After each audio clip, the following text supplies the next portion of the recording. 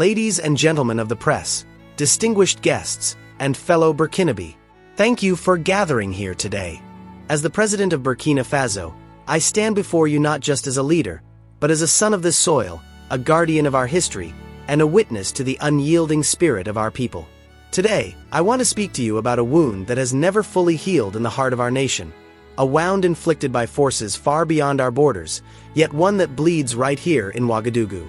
I speak of the assassination of Captain Thomas Sankara, the revolutionary father of our modern Burkina Faso, and why the West orchestrated his downfall. Let me take you back, step by step, through the ordeal that unfolded, as if we are reliving those fateful days, because to forget is to invite repetition. It began in the shadows of colonial legacy, in a land then called Upper Volta, where the chains of French domination had been loosened but never fully broken.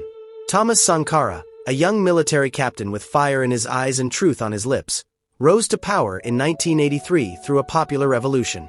He renamed our country Burkina Faso, the land of upright people, declaring that we would no longer bow to the whims of imperial powers. Sankara was no ordinary leader. He was a visionary, a Pan-Africanist whose heart beat for the liberation of not just Burkina Faso, but the entire continent. He saw Africa not as a beggar at the gates of Europe and America, but as a giant awakening from centuries of exploitation.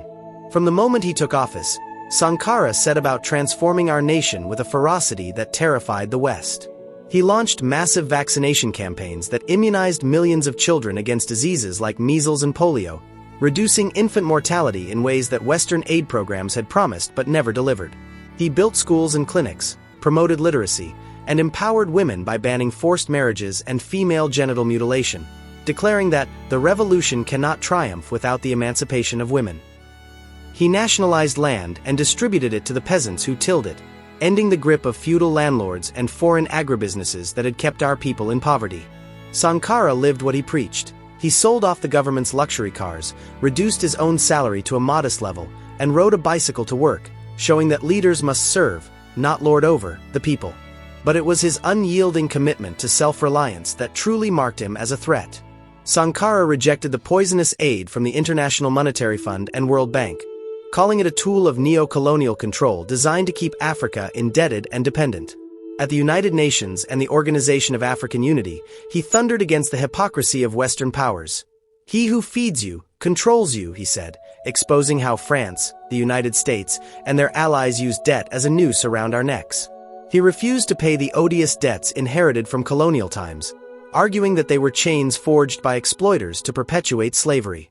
Instead, he mobilized our people to plant millions of trees to combat desertification, to build dams and roads with our own hands, and to produce our own food and clothing. Cotton, our golden crop, was processed locally into textiles rather than exported raw to enrich French mills. In just 4 years, Burkina Faso achieved food self-sufficiency, a miracle that proved Africa could thrive without Western handouts. Sankara's Pan-Africanism was the flame that ignited fear in the hearts of imperialists.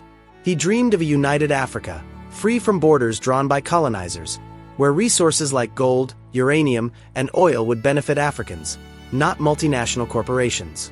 He supported liberation movements across the continent, from Namibia to South Africa, and called out the West for propping up apartheid and dictators who served as puppets. He forged alliances with leaders like Fidel Castro and Muammar Gaddafi, but always on terms that prioritized African dignity. To the West, this was heresy. France, in particular, saw Sankara as a direct challenge to its Francofrique network, the web of corruption and influence that allowed Paris to control economies and politics in its former colonies. The United States, through the CIA, viewed him as a communist sympathizer in the Cold War era, a man who could inspire revolts against their African proxies. Even neighboring countries like Côte d'Ivoire, under Félix Houphouët-Boigny, a staunch French ally, harbored resentment, as Sankara's reforms exposed their own subservience. The ordeal intensified as Sankara's successes mounted. Whispers of plots began to circulate. French intelligence, the STIS, now DGSE, reportedly funneled support to dissidents within Burkina Faso, including Sankara's once trusted comrade, Blaise Compaoré. Compaoré, who had fought alongside Sankara in the revolution, was seduced by promises of power and wealth from Paris and Washington. Libyan elements, manipulated by Western interests, provided arms and training, but the strings were pulled from afar. On October 15, 1987, the trap was sprung. Sankara was in a meeting at the Conseil de l'Entente when commandos stormed in. He stood up, unarmed, and said to his aides, "Stay here, it's me they want." Gunfire erupted. Sankara was riddled with bullets, his body dumped in a shallow grave, and the radio announced his natural death to a stunned nation. Compare seized power, immediately reversing Sankara's policies, reopening doors to IMF loans, privatizing industries, and aligning with France. Why did the West kill him? Because Thomas Sankara was not content with mere survival for his people. He demanded the best of the best. He wanted Burkinabe children to grow up educated, healthy, and proud, not as laborers for foreign mines. He envisioned women as equals in society, leading revolutions of their own. He sought economic sovereignty, where our gold from the mines would build hospitals and schools, not line the pockets of European bankers. His Pan-Africanism threatened to unite us against the divide-and-rule tactics that had kept Africa fragmented and weak. France feared losing its uranium supplies from Niger, its influence in Mali and Senegal. The US dreaded a wave of anti-imperialist uprisings that could disrupt their strategic bases.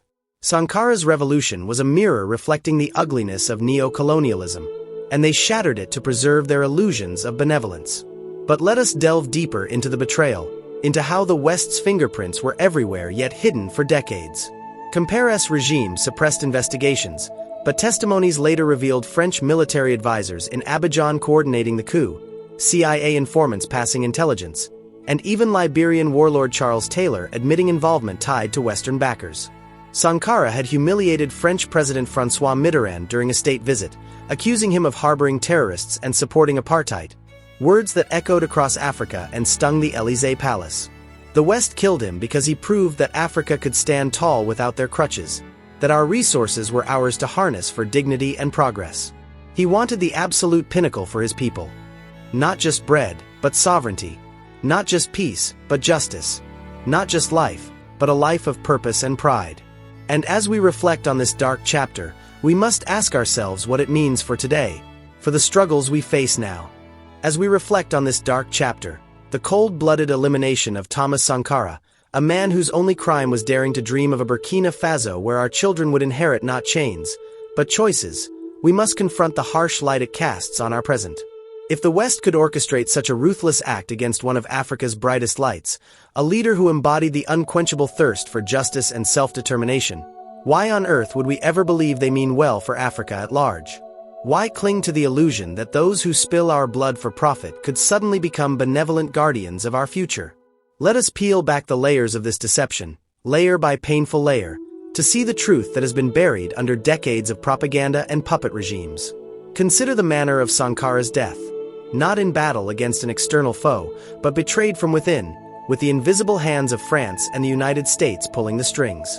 They armed his assassins, whispered promises of power to traitors like Blaise Compaoré, and then rewarded him with decades of support while he unraveled everything Sankara had built. If they could extinguish a flame as pure as Sankara's, because he refused to let our uranium fuel French reactors while our people starved, because he called out their debt traps as modern slavery, then how can we trust their smiles, their aid packages, their so-called partnerships? These are the same forces that have meddled in our affairs time and again, installing dictators when revolutionaries rise, and toppling governments that dare to prioritize African lives over Western profits. Look no further than Patrice Lumumba in the Democratic Republic of Congo, another Pan-African giant who sought to unite his people and reclaim the vast mineral wealth that the Belgians and Americans coveted. In 1961, barely months into his premiership, he was captured, tortured, and executed with the complicity of the CIA and Belgian agents, his body dissolved in acid to erase the evidence of their crime. Why? Because Lumumba envisioned a Congo where copper and cobalt built schools and hospitals for Africans, not fortunes for foreign corporations. Or Muammar Gaddafi in Libya, who transformed his desert nation into Africa's most prosperous state, with free education, healthcare, and plans for a Pan-African currency to break the chains of the dollar and franc. In 2011, NATO bombs rained down under the guise of humanitarian intervention, and Gaddafi was hunted like an animal, his death celebrated by Western leaders who then plunged Libya into chaos to secure its oil. These are not isolated incidents, they are patterns etched in blood across our continent. From Sylvanus Olympio in Togo, assassinated for rejecting French monetary control, to Laurent Desire Kabila in the DRC, silenced for challenging Western mining interests. If the West can kill men like these in such merciless ways, men who wanted nothing more than dignity for black nations, why delude ourselves that they harbor any goodwill? Their actions scream the opposite. They never meant well for us. They see Africa not as a partner, but as a pantry to raid, a battlefield to proxy their wars, a dumping ground for their failed policies.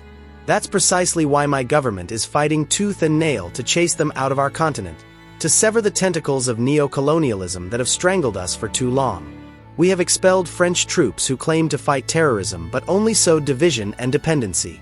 We have declared persona non grata their diplomats engaged in subversive activities, plotting coups and espionage from the shadows. We have rejected the poison chalice of IMF loans that would mortgage our sovereignty, choosing instead to build alliances with fellow African states in the alliance of Sahel states and partners who respect our autonomy, like Russia. In the spirit of Sankara, we are reclaiming our minds, our land, our future, because we know that true security comes from self-reliance, not from foreign bases that serve as launchpads for interference. They have the heart of the devil, these imperialists, cold, calculating, and devoid of humanity when it comes to black lives. They never want to see a black nation succeed, for our success would expose the lie of their superiority, the fragility of their empires built on stolen wealth. Imagine a Burkina Faso thriving without their aid, an Africa united without their borders. It terrifies them. They label us radicals, dictators, threats, words they once hurled at Sankara before pulling the trigger.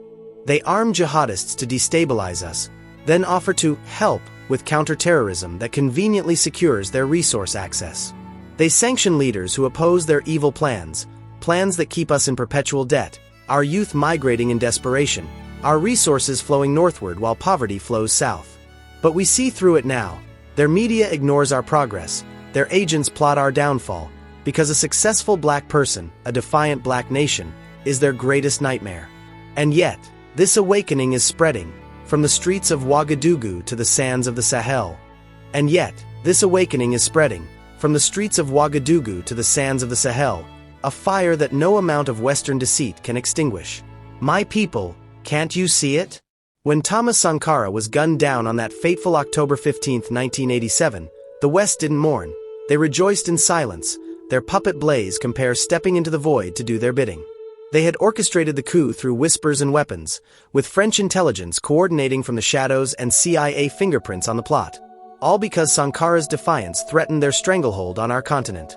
Compaoré, once a brother-in-arms turned traitor, assumed power and immediately began unraveling the revolution, reopening our economy to IMF loans that Sankara had rejected as chains of debt slavery, privatizing industries to foreign hands, and aligning Burkina Faso with France's Francafrique network of exploitation. The West was happy, oh so happy, because now they had a compliant leader who would help them loot Africa and its resources without resistance. For decades under Compaoré's iron fist, 27 long years of betrayal, the plundering intensified. Our gold mines, rich with the Earth's bounty, were handed over to multinational corporations from Canada, Australia, and Europe, who extracted billions while our people saw crumbs, their villages poisoned by toxic waste and their land stripped bare. Uranium from neighboring Niger flowed to French reactors, powering Paris while the Sahel languished in darkness. Compaoré juggled alliances with Western governments, even cozying up to Libyan elements when it suited them, but always ensuring that Burkina Faso remained a vassal state. He suppressed dissent with brutality, looting the nation's coffers for personal gain. Mansions in Côte d'Ivoire, Swiss bank accounts swollen with embezzled funds, while our farmers starved and our youth fled across the Mediterranean in desperation. The West turned a blind eye, or worse, provided the support. Military aid from France to crush protests, economic assistance from the US that masked intelligence operations, all to keep the resources flowing northward. They celebrated Compaoré as a regional mediator, a euphemism for puppet, while our sovereignty eroded and our resources, gold, cotton, manganese, were siphoned off to fuel their economies, leaving behind poverty, environmental devastation, and a generation robbed of its future. But salvation came, my brothers and sisters, through the will of the people and the grace of destiny, embodied in me, Ibrahim Traoré, to pick up the torch that Sankara lit and carry out what he planned to achieve. When I assumed leadership in 2022, it was not for personal glory but to revive the revolution, expelling French troops who masqueraded as allies against terrorism but only perpetuated chaos to justify their presence. We terminated defense accords with Paris, declared their diplomats persona non grata for subversive activities, plotting coups and espionage from within our borders, and rejected the IMF's poisoned loans that would have mortgaged our children's tomorrow. Like Sankara, we are building self-reliance, nationalizing mines to ensure our gold benefits Burkinabe schools and hospitals, forging alliances with true partners who respect our sovereignty, and mobilizing our youth to defend the homeland against jihadists without foreign strings attached. This is the fulfillment of Sankara's vision, a Burkina Faso upright, united, and unbreakable. Thomas Sankara died a painful death, one that should sear into our collective memory as a warning never to trust or let France or the West lay claim to even a grain of our resources. He arrived at that council meeting unarmed, sensing the betrayal, and told his aides, "It's me they want, stay here." Then came the hail of bullets, multiple shots riddling his body, tearing through flesh and bone in a frenzy of cowardice, his life extinguished in agony as commandos stormed the room. They dumped his corpse in a shallow grave like discarded refuse, denying him even the dignity of a proper burial, while Compere lied to the nation about a natural death. 12 other loyalists fell with him, their blood soaking the soil of the Conseil de l'Entente, a massacre orchestrated to silence not just one man, but an entire ideology of liberation. This brutality wasn't random. It was calculated to instill fear, to remind us that opposing the West's evil plans means death. Painful, humiliating, erased from history if they could manage it. But Sankara's spirit endures, and his suffering demands we bar the gates. No more French bases on our land, no more Western corporations looting our minerals, no more illusions of partnership with those who view us as subjects, not equals. As we honor his memory and build on his legacy, we must recognize that the fight is far from over. As we honor his memory and build on his legacy, we must recognize that the fight is far from over, my fellow Burkinabe. No matter the challenges that loom before us, be they the shadows of terrorism sown by foreign hands, the economic sanctions designed to strangle our sovereignty, or the internal divisions whispered by agents of discord, Thomas Sankara's vision must be accomplished. It is not a choice. It is our sacred duty, etched in the blood of our martyrs and the sweat of our ancestors. Sankara did not die for us to falter.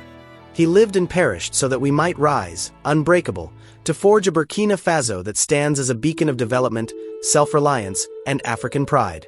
Let us delve into this imperative layer by layer to understand why we must not yield, and how we will transform our nation into the prosperous, upright land he envisioned. The challenges are formidable, as they always are when empires sense their grip slipping. Terrorism ravages our Sahel, not by accident, but as a tool of destabilization, fueled by arms from Western proxies and ideologies twisted to keep us weak and dependent. Jihadists cross borders porous from colonial legacies, attacking our villages and displacing our people, all while former allies, like France, claim to fight the same foes but leave us with failed operations and broken promises. Economic sanctions bite deep, imposed by the very powers who looted us for centuries, freezing assets, restricting trade, and isolating us from global markets under the guise of democracy or human rights, when in truth they punish us for daring to expel their troops and reclaim our mines. Internally, we face the echoes of betrayal, corrupt elements lingering from the Compere era, foreign-funded NGOs stirring unrest, and the daily grind of poverty that tests our resolve. These are not mere obstacles. They are weapons wielded to crush revolutions, as they tried with Sankara's. Yet, in the face of such adversity, we draw strength from his words. While revolutionaries as individuals can be murdered, you cannot kill ideas. His vision endures because it is rooted in the soil of Burkina Faso, in our people's unyielding spirit. To accomplish this vision means recommitting to self-reliance at every level, turning challenges into stepping stones for development. Sankara taught us that true progress begins with food sovereignty. We must expand our agricultural revolution, planting millions more trees to combat the encroaching desert, building irrigation systems with our own engineers, and processing our cotton, shea butter, and sesame locally into textiles and goods that fill African markets, not European warehouses. No matter the droughts or market manipulations, we will achieve this by mobilizing our youth into cooperatives, equipping them with modern tools and knowledge from Pan-African partnerships, ensuring every Burkinabe family has not just sustenance, but abundance. In health and education, the pillars Sankara built, we press forward despite sanctions.